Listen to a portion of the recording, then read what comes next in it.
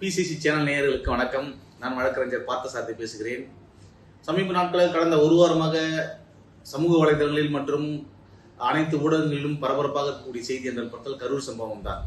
அதிலும் குறிப்பாக ஒரு பக்கம் கரூரில் 41 பேர் இறந்த சம்பவம் நம் அனைவருடைய உள்ளத்தையும் ரொம்ப ரொம்ப இறுக்கமானதாகவும் ரொம்ப சோர்வானதாக மாற்றிருந்தது. அது ஒரு பக்கம் இருந்தாலும் கூட அதனைத் தொடர்ந்து அந்த கூட்டத்துக்கு தலைமை தாங்கிய தாவேக தலைவர் திரு விஜய் அவர்கள் மற்றும் முக்கிய பொறுப்பாளர்களாக திகழக்கூடிய புஷி ஆனந்த் மற்றும் ஆதவர்ஜனா உள்ளிட்ட அந்த 2 முக்கிய பொறுப்பாளர்களும் கைது செய்யப்படுவார்களா அப்படின்ற ஒரு விஷயம் தொடர்ந்து ஒரு சமீப காலமாக ஒரு 2-3 நாட்களாக பாத்தீங்கன்னா அவர்கள் மீது வழக்கு பதிவு செய்யப்பட்டு அவர்கள் முன்ஜாமீனுக்காக பாத்தீங்கன்னா மதுரை உயர்நீதிமன்றத்தை அணுகி அங்கே அவர்கள் ஏபி பெட்டிஷன் போட்டிருந்தாங்க. ஏபி டிஸ்மிஸ் ஆயிடுச்சு.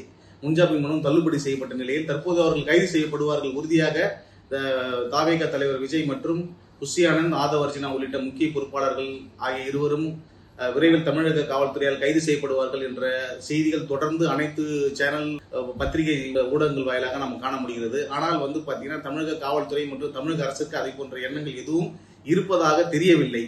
ஏனென்று கேட்டால் அவர்கள் பாத்தீங்கன்னா ஏபி பாத்தீங்கன்னா போன வாரமே போட்டிருந்தாங்க. 2 நாளைக்கு முன்னாடி ஏபி பெட்டிஷன் மதுரை பெஞ்சில் போட்டு டிஸ்மிஸ் ஆயிடுச்சு. டிஸ்மிஸ் ஆன உடனே உண்மையிலே கவர்மெண்ட்டுக்கு அந்த மாதிரி ஒரு இன்டென்ஷன் இருந்ததுன்னா இமீடியட்டா அவங்க எங்க இருக்காங்கன்னு தெரியும், இந்நேரம் அவங்க அரெஸ்ட் பண்ணிருப்பாங்க. ஆகவே தமிழக அரசுக்கும் சரி தமிழக காவல்துறைக்கும் சரி தாவேக தலைவர் விஜய் மற்றும் புஷி ஆனந்த் மற்றும் ஆதவர்ஜனா உள்ளிட்ட நபர்களை கைது செய்ய வேண்டும் என்ற நோக்கம் எதுவும் இருப்பதாக தெரியவில்லை. மோரோவர் நாளைக்கு பாத்தீங்கன்னா மண்டே இப்ப இந்த ஒரு வாரம் பூஜா ஹாலிடேஸ்ல ஹைகோர்ட்ஸ் மற்றும் சுப்ரீம் கோர்ட் ரெண்டுமே லீவுன்றதால நாளைக்கு இப்ப மதுரை பெஞ்சில் போட்ட ஏபி டிஸ்மிஸ் ஆனதால நாளைக்கு திங்கட்கிழமை பாத்தீங்கன்னா அவங்க சுப்ரீம் கோர்ட் அணுக இருப்பதாக தாவேகா தலைமை அலுவலகத்தில் நமக்கு செய்திகள் வருகிறது.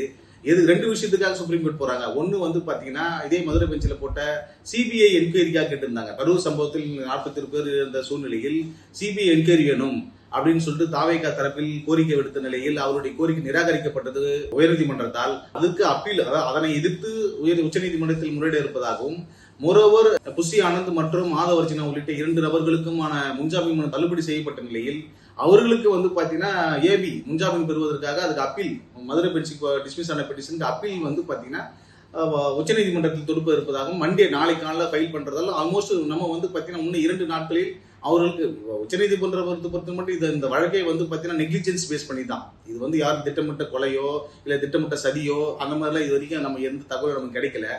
அதிகப்படியான கூட்டம் கூடிச்சு, அந்த கூட்டத்தால தள்ளுமுள்ளி ஏற்பட்டு உயிரிழப்பு ஏற்பட்டது. ஸோ இது நெக்லிஜென்ஸ் தான். ஸோ இந்த அடிப்படையில தான் தமிழக காவல்துறை வழக்கு பதிவு செய்யப்பட்டுள்ளது. ஆகவே இதற்கு பாத்தீங்கன்னா சுப்ரீம் கோர்ட் போகும்போது மோரோவர் நமக்கு பாத்தீங்கன்னா ஒரு 50% மேல நம்ம பெயில் கிடைக்கிறதுக்கு வாய்ப்புகள் அதிகமாக இருப்பதாக தான் கருதுகிறோம். அதிகபட்சமாக திங்கள் மற்றும் செவ்வாய் 2 நாட்களில் புஷி ஆனந்த் மற்றும் ஆதவர்ஜனா அவர்கள் போட்ட பெட்டிஷனுக்கு அவர்கள் போட்ட முன்ஜாமீன் மனு மீது நிச்சயமா அவர்களுக்கு முன்ஜாமீன் கிடைக்கும் என நம்புவோம். தாவேகாவுடைய ஒருங்கிணைப்பாளர் இருக்கக்கூடிய புஷி ஆனந்த் மற்றும் ஆதவர்ஜனா உள்ளிட்ட இருவருக்கும் உச்சநீதிமன்றத்தில் பிணை கிடைத்த உடனே அதிகபட்சமாக அடுத்த வாரங்களில் ஓரிரு நாட்களில் வரவிருக்கும் ஓரிரு நாட்களில் அவர்கள் இருவருக்குமே பிணை கிடைக்கும் என எதிர்பார்க்கப்படுகிறது. உச்சநீதிமன்றத்தால் அவர்கள் இருவருக்குமே பிணை கிடைத்த உடனேயே அடுத்த ஓரிரு நாட்களில் கரூர் சென்று பாதிக்கப்பட்ட மக்களை சந்தித்து விஜய் மற்றும் ஆதவர்ஜின் புஷி ஆனந்த் உள்ளிட்ட முக்கிய நபர்கள் கட்சியின் பொறுப்பாளர்கள் சென்று உயிரிழந்த குடும்பங்களுக்கு இழப்பீடாக அறிவித்த ரூபாய் 20 லட்சம் நபருக்கு 20 லட்சம் மற்றும் மருத்துவமனையில் அதிகமாக அனுமதிக்கப்பட்டுள்ள காயமடைந்து அனுமதிக்கப்பட்டுள்ள நபர்களை சந்திப்பு இருப்பதாக தாவேகா தலைமையில் தகவல்கள் கசிக்கின்றன. ஆகவே இனி வரும் காலங்களில் நெக்ஸ்ட் வீக்ல பாத்தீங்கன்னா இன்னும் தமிழக அரசியல் ரொம்ப பரபரப்பான பரபரப்பாக காணப்படும் என்பதை நம்மளால் கணிக்க முடிகிறது.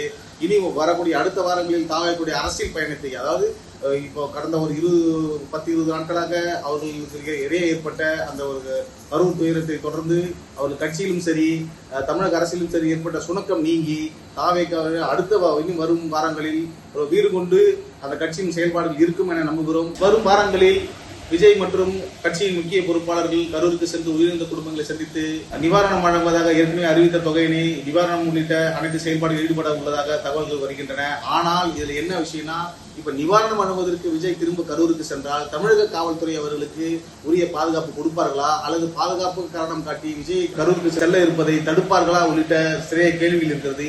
இன்கேஸ் தமிழக காவல்துறை பாத்தீங்கன்னா தற்போது இருக்கக்கூடிய சூழ்நிலையில் விஜய் கரூருக்கு அனுமதிக்க இயலாது இருக்கக்கூடிய சூழ்நிலை தான் தெரிகிறது.